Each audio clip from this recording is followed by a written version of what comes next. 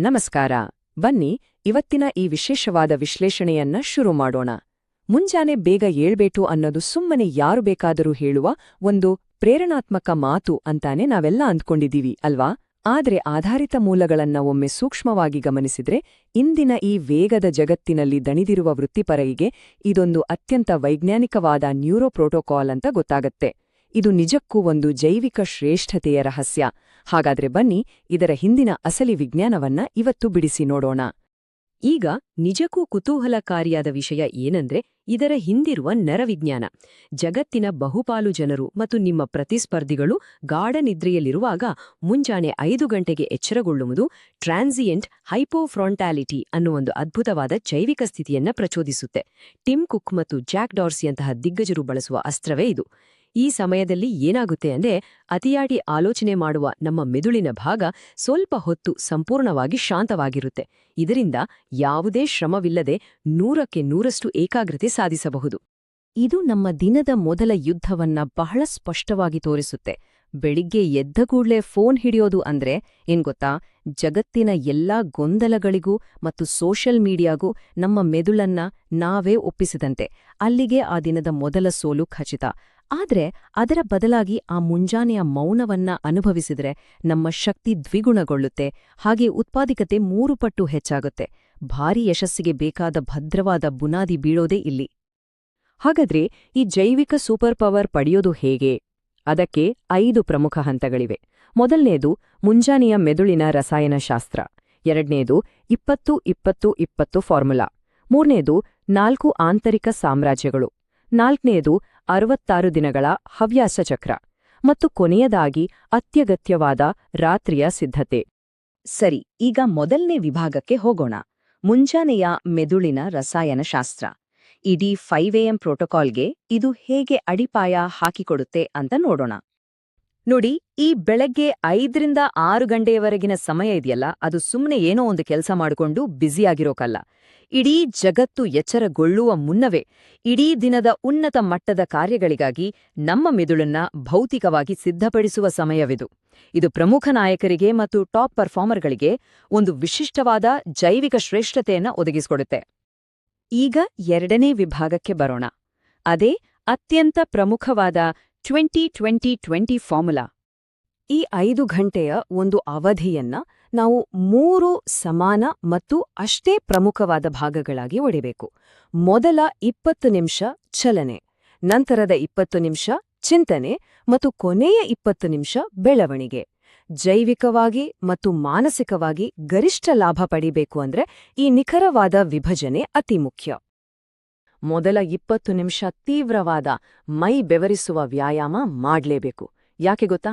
ಬೆವರಿದಾಗ ಮಾತ್ರ ನಮ್ಮ ಮೆದುಳಿನಲ್ಲಿ BDNF ಅಂದ್ರೆ ಬ್ರೈನ್ ಡಿರೈವ್ಡ್ ನ್ಯೂರೋಟ್ರಾಫಿಕ್ ಫ್ಯಾಕ್ಟರ್ ಅನ್ನೋ ರಾಸಾಯನಿಕ ಬಿಡುಗಡೆಯಾಗುತ್ತೆ.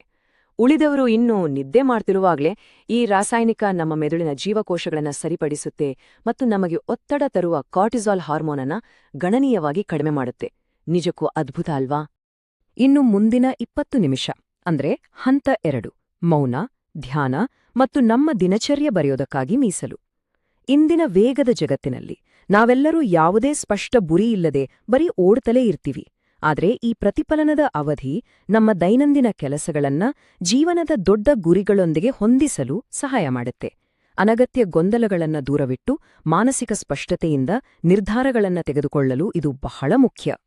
ಕೊನೆಯದಾಗಿ ಹಂತ 3, ನಿರಂತರ ಕಲಿಕೆಗೆ ಮೀಸಲು. ಹೊಸ ಪುಸ್ತಕಗಳನ್ನ ಓದುವುದು ಅಥವಾ ಯಶಸ್ವಿ ನಾಯಕರ ಜೀವನ ಚರಿತ್ರೆಗಳನ್ನ ಅಧ್ಯಯನ ಮಾಡುವುದು ಇದರಲ್ಲಿ ಸೇರಿದೆ.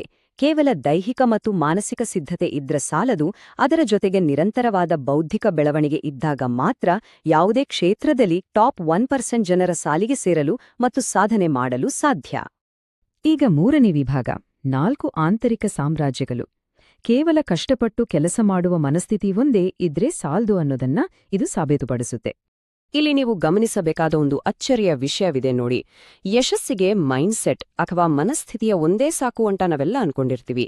ಆದ್ರೆ ಅಸಲಿ ವಿಷಯ ಏನಂದ್ರೆ ಯಶಸ್ಸಿನ ಸಮೀಕರಣದಲ್ಲಿ ಈ ಮೈಂಡ್ಸೆಟ್ನ ಪಾಲು ಕೇವಲ 25% ಮಾತ್ರ. ಹಾಗಾದ್ರೆ ಉಳಿದ 75% ಏನು? ಬಹಳ ಸರಳ. ನಮ್ಮೊಳಗಿನ ಬಗೆಹರಿಯದ ಭಾವನೆಗಳು, ಕಳಪೆ ದೈಹಿಕ ಆರೋಗ್ಯ ಅಥವಾ ಜೀವನದಲ್ಲಿ ಒಂದು ಸ್ಪಷ್ಟ ಉದ್ದೇಶದ ಕೊರತೆ ಇದ್ರೆ ಎಷ್ಟೇ ಚುರುಕಾದ ಮನಸ್ಸಿದ್ರೂ ಅದು ಕುಸಿದು ಬೀಳುತ್ತೆ. ಅದಕ್ಕಾಗಿಯೇ ಭಾವನಾತ್ಮಕ ಯೋಗಕ್ಷೇಮಕ್ಕಾಗಿ ಹಾರ್ಟ್ ಸೆಟ್, ಸಂಪತ್ತನ್ನು ಆನಂದಿಸಲು ಹೆಲ್ತ್ ಸೆಟ್ ಮತ್ತು ಆಂತರಿಕ ಶಾಂತಿಗಾಗಿ ಸೋಲ್ ಸೆಟ್, ಇವು ಮೂರೂ ಕೂಡ ಅಷ್ಟೇ ಮುಖ್ಯ ಪಾತ್ರ ವಹಿಸುತ್ತವೆ. 4ನೇ ಹಂತ 66 ದಿನಗಳ ಹವ್ಯಾಸ ಚಕ್ರ. ನಮ್ಮ ಮೆದುಳು ಹಳೆಯ ಅಭ್ಯಾಸಗಳನ್ನು ಬಲವಂತವಾಗಿ ಮುರಿದು ನಿಧಾನವಾಗಿ ಹೊಸ ಅಭ್ಯಾಸಗಳಿಗೆ ಒಗ್ಗಿಕೊಳ್ಳುತ್ತಾ ಅಂತಿಮವಾಗಿ ಯಾವುದೇ ಶ್ರಮವಿಲ್ಲದೆ ಅದನ್ನ ಸ್ವಯಂಚಾಲಿತವಾಗಿ ಮಾಡುವ ಹಂತ ತಲುಪುವರೆಗಿನ ಪ್ರಯಾಣ ಇದು. ಇಲ್ಲಿ 3 ಹಂತಗಳಿವೆ: ನಾಶ, ಅನುಸ್ಥಾಪನೆ ಮತ್ತು ಏಕೀಕರಣ. ಈ ಮೊದಲ 22 ದಿನಗಳ ನಾಶದ ಹಂತ ಇದೆಯಲ್ಲ, ಇದು ಅಕ್ಷರಶಃ ನರಕ. ಹಾಗಾಗಿಯೇ ಬಹುಪಾಲು ಜನರು ಈ ಹಂತದಲ್ಲೇ ಸೋಲೊಪ್ಕೊಂಡು ಬಿಟ್ಬಿಡ್ತಾರೆ. ಆದ್ರೆ ಈ ಆರಂಭಿಕ ಹೋರಾಟವನ್ನ ಯಾರ್ ಗೆಲ್ಲುತ್ತಾರೋ ಅವರೇ ಶಿಸ್ತಿನ ನಿಜವಾದ ಪರೀಕ್ಷೆಯಲ್ಲಿ ಪಾಸ್ ಆಗೋದು. ಕೊನೆಯದಾಗಿ ಮತ್ತು ಬಹುಶಃ ಅತ್ಯಂತ ಮುಖ್ಯವಾದ ವಿಭಾಗ, ಅತ್ಯಗತ್ಯ ರಾತ್ರಿಯ ಸಿದ್ಧತೆ. ಬೆಳಗ್ಗೆ 5 ಗಂಟೆಗೆ ಯಶಸ್ವಿಯಾಗಿ ಎಚ್ಚರಗೊಳ್ಳುವುದು ವಾಸ್ತವವಾಗಿ ಹಿಂದಿನ ರಾತ್ರಿಯೇ ನಿರ್ಧಾರವಾಗಿರುತ್ತೆ. ಇಲ್ಲೊಂದು ಅತ್ಯಂತ ನಿರ್ಣಾಯಕವಾದ ಗಡಿರೇಖೆ ಇದೆ ನೋಡಿ. ಅದೇ ರಾತ್ರಿ ಸರಿಯಾಗಿ 8 ಗಂಟೆ. ತಂತ್ರಜ್ಞಾನ ಬಳಕೆಗೆ ಸಂಪೂರ್ಣವಾಗಿ ಕರ್ಫ್ಯೂ ಹೇರಬೇಕಾದ ಸಮಯ ಇದು.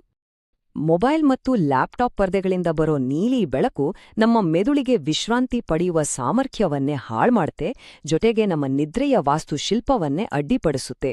ಸಂಜೆ 8 ಗಂಟೆಗೆ ಈ ಡಿಜಿಟಲ್ ಪರದೆಗಳಿಂದ ದೂರ ಉಳಿದ್ರೆ ಮಾತ್ರ ರಾತ್ರಿ 10 ಗಂಟೆಗೆ ಸರಿಯಾಗಿ ನಿದ್ದೆ ಬರೋಕೆ ಸಾಧ್ಯ. ಕಟ್ಟುನಿಟ್ಟಿನ ಸಂಜೆಯ ಶಿಸ್ತು ಇಲ್ಲದೆ ಬೆಳಿಗ್ಗೆ 5 ಗಂಟೆಗೆ ಏಳೋದು ಕೇವಲ ಕನಸಾಗಿಯೇ ಉಳಿಯುತ್ತೆ.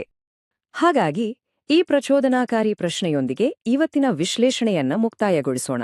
ಮುಂಜಾನೆ 5 ಗಂಟೆಗೆ ಇಡೀ ಜಗತ್ತೇ ಮಲಗಿರುವಾಗ ಎದ್ದು ನಿಂತು ಆ ದಿನವನ್ನ ಗೆಲ್ಲುವವರು ಯಾರು?